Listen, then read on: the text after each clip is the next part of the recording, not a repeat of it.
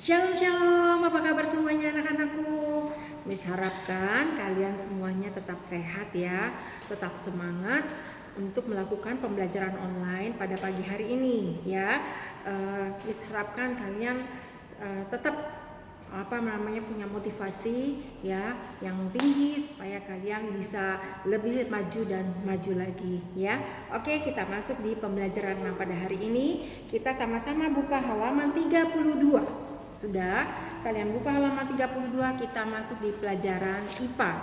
Ya, dengarkan di sini. Kalian bisa lihat ya, di sebelah situ ada satu gambar petir ya, petir yang menyambar di atas sebuah kota. Nah, ya seperti ini petir yang menyambar di atas sebuah kota. Nah, perhatikan di sini petir. Hujan ada kalanya disertai petir. Hujan yang demikian itu disebut hujan petir. Petir adalah kejutan listrik yang terjadi dalam sebuah badai petir. Petir dapat terlihat berupa kilatan cahaya yang menyilaukan disertai suara menggelegar. Beberapa saat kemudian, suara yang kita dengar ini disebut guntur. Petir berasal dari awan badai yang merupakan sekumpulan besar awan mendung. Di dalam awan badai, awan-awan terus bergerak akibat angin yang berembus kencang. Pergerakan awan menyebabkan terbentuknya muatan listrik. Muatan listrik ini kemudian terlepas menuju ke bumi dalam bentuk petir. Petir yang menyambar sangat berbahaya. Hal ini karena petir memiliki suhu yang sangat panas. Oleh karena itu, kita harus berlindung dari bahayanya petir. Saat terjadi petir, jangan berada di tempat terbuka seperti tanah lapang. Berada di dalam bangunan adalah satu-satunya cara untuk melindungi diri. Nah, di sini Miss minta kalian tolong garis bawahi hujan yang demikian itu disebut hujan petir. Kemudian kalian garis bawahi petir adalah kejutan listrik yang terjadi dalam bentuk sebuah badai petir. Petir dapat terlihat berupa kilatan cahaya yang menyilaukan disertai suara menggelegar. Beberapa saat kemudian, suara yang kita dengar ini disebut guntur. Kalian garis bawahi itu juga. Kemudian kalian garis bawahi lagi petir berasal dari awan badai yang merupakan sekumpulan besar awan mendung. Di dalam awan badai, awan-awan terus bergerak akibat angin yang berembus kencang. Kalian garis bawahi sampai di situ. Oke? Nah, sekarang kita menjawab sama-sama. Ayo menjawab. Miss minta kalian kerjakan di buku PS tematik. Yang pertama kalian lihat di sini, apakah petir itu? Kalian tuliskan kejutan listrik. Petir adalah kejutan listrik yang terjadi dalam sebuah petir. Yang terjadi dalam sebuah badai petir. Ya, Miss ulangi, kejutan listrik yang terjadi dalam sebuah badai petir. Sudah? Nomor 2, jelaskan petir berdasarkan penglihatan dan pendengaran kita. Kalian tuliskan, terlihat berupa kilatan cahaya yang menyilaukan, suara menggelegar setelah beberapa saat kemudian.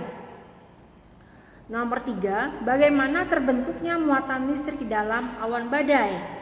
Nah, muatan listrik ini terjadi atas karena awan-awan terus bergerak. Kalian tuliskan ya, awan-awan terus bergerak secara teratur. Awan-awan terus bergerak secara teratur akibat angin yang berembus kencang. Pergerakan awan menyebabkan terbentuknya muatan listrik. Sudah? Oke, kita masuk di nomor 4. Mengapa petir sangat berbahaya?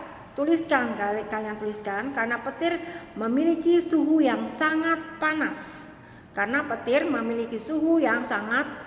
Kemudian nomor 5, di manakah tempat yang aman untuk berlindung dari bahayanya petir? Nah, kalian tuliskan, berada di dalam bangunan ya. Kemudian kita buka sama-sama halaman 34 ya. Masih pelajaran IPA. Petir dinamai dengan nama berbeda dalam berbagai bahasa daerah. Berikut adalah contoh nama petir dalam berbagai bahasa. Nah, yang pertama kalian lihat, suku Sunda di Jawa Barat menamakannya bentar. ya. Bentar, berarti itu adalah petir. Kemudian Aceh, ya, di Nanggro Aceh Darussalam itu dinamakan Geulanteu, ya,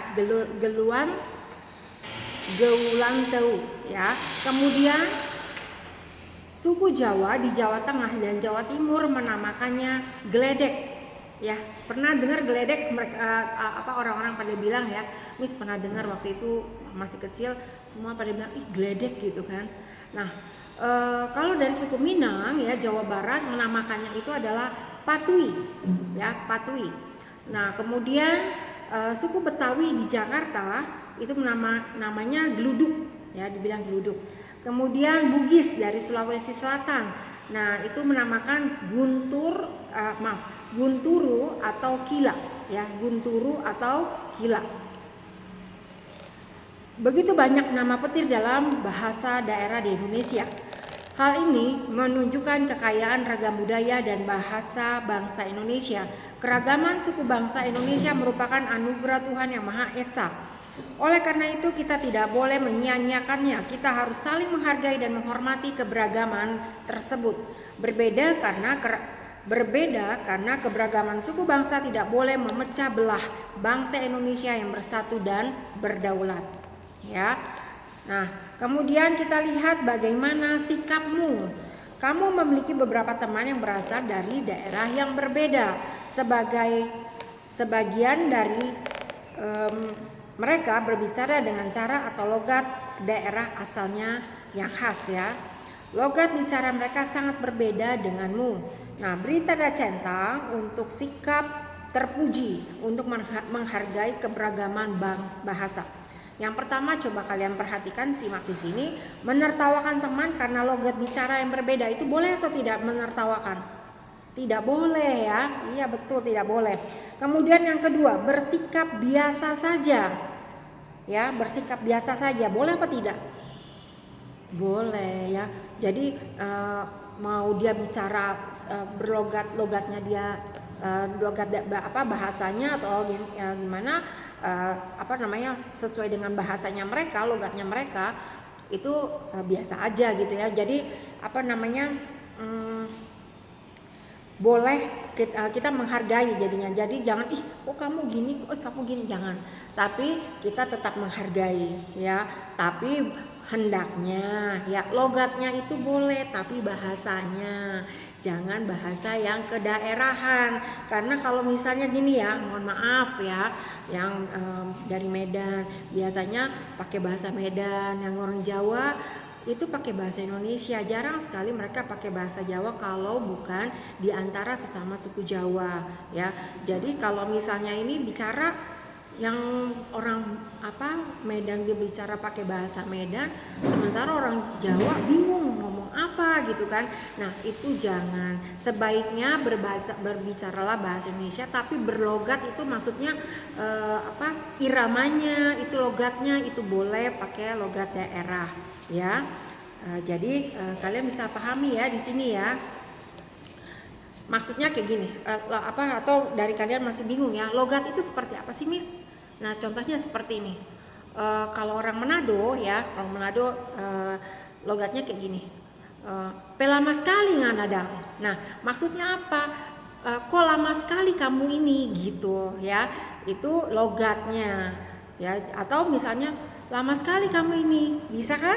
Nah, kayak gitu. Jadi kalau yang tadi pertama Miss bilang lama sekali kamu undang itu bahasanya bahasa dari daerah sana ya. Tetapi logatnya ya memang logat sebelah dari Manado ya. Tetapi kalau bahasa Indonesianya lama sekali kamu ini. Nah, itu logat ya. Jadi ada iramanya. Nah, itu boleh dipraktekkan, tapi kalau bahasanya yang tidak bisa dimengerti sesama beda daerah, hendaknya jangan digunakan.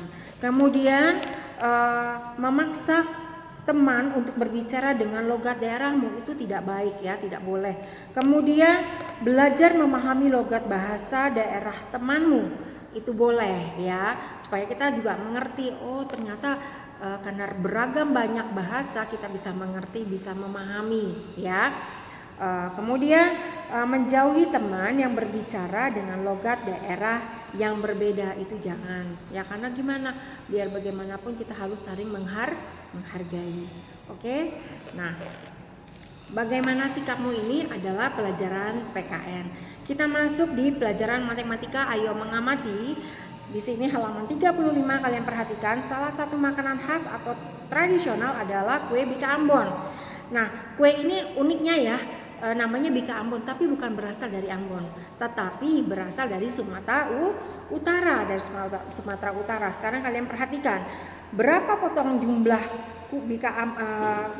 kue Bika Ambon pada gambar. Nah, pada gambar yang ini ya, nih pada gambar ini, nyatakanlah dalam pecahan jumlah kue yang ada di piring ya.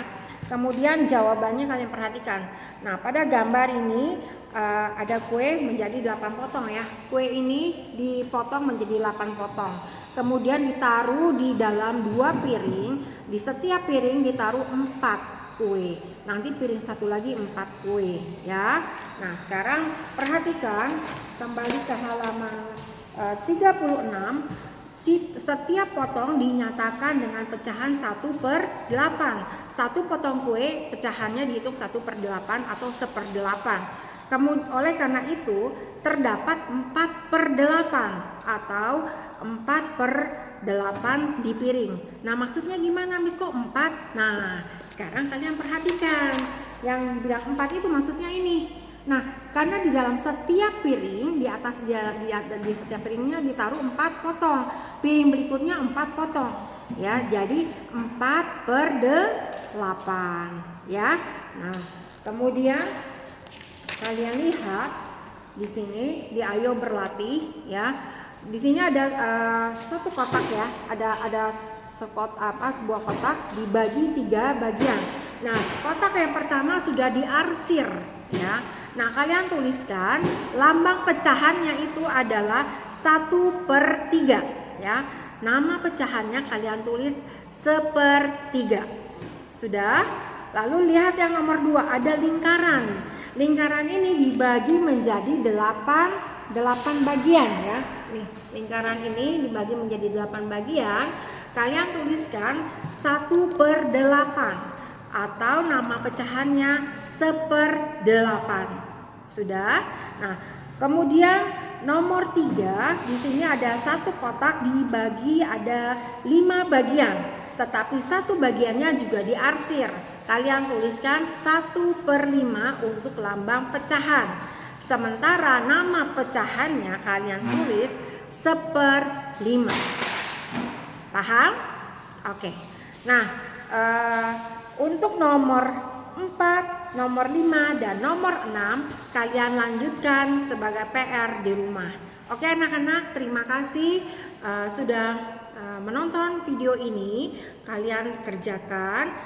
Terima kasih semuanya mama papa yang sudah mendampingi anak-anak.